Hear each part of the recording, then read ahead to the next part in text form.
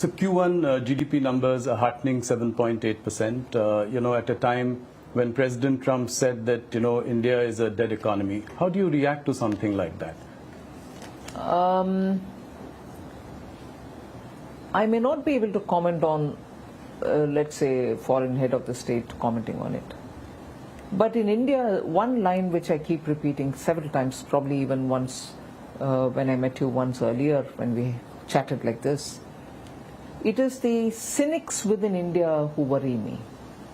It is the naysayers within India who worry me.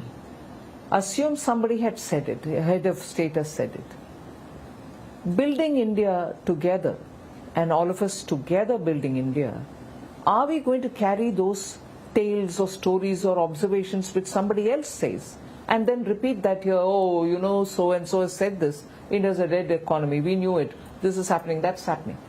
India requires its citizens to be respected. They are toiling and struggling and working to build their families and their economies, their own personal family wealth and whatever.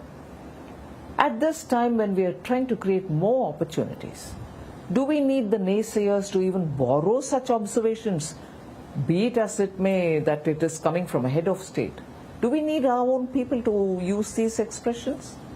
It is undermining not the government, you're undermining our citizens' efforts. And a responsible opposition, I wished didn't repeat these lines, but I think it is, I would react only to what our people are saying rather than a head of state elsewhere. No, five quarter high number, I think it gives us a lot of confidence in the Indian economy. And also inflation coming down. Yes. Drastically coming down. Yes. But it brings us to a related point, which is on the point of tariffs. Now that tariffs with the US are at 50%, what is the likely impact on the GDP going forward? There are various estimates by various sort of consultancies, from 10 basis points all the way to 100 basis points, some have predicted. Where do you see the impact really of this? But with the reform like this, many of that should be offset. Yes. So it is never a situation of one fixated point. It's a dynamic situation where you're moving from one to another with newer players coming in, newer factors coming into play in this scheme of things. This one, you have the GST reforms, which is going to make people understand that they can fetch more things with the same amount of money with which they bought some amount earlier. So it is very clear that industries have been speaking about the tariff and its impact. The government has designed something for itself.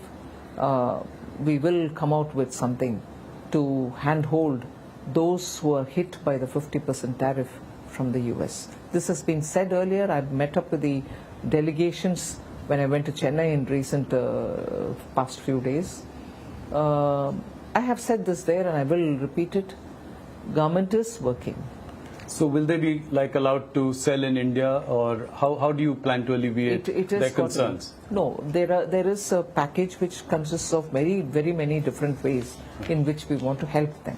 So we'll wait for the cabinet to clear it, but there is something coming to help them so that this tirade of the tariff is something which they can face, and also suddenly having to look for newer markets is also a challenge. But we'll have to help them out on that. So is there a sense in the government that this could be a slightly longer haul? We hope not, but we really can't leave our exporters high and dry saying it's going to change sooner. We will work with them. Nirmala, will we also continue to buy Russian oil? Yes, that's been made very plain and simple. Whether it is Russian oil or anything else, it's our decision to buy from the place which suits our needs. Whether in terms of rates, logistics, anything. So where we buy our oil from, especially being a big ticket foreign exchange related item, where we pay so much out of our highest in terms of import, we will have to take a call which suits us best. So we will undoubtedly be buying.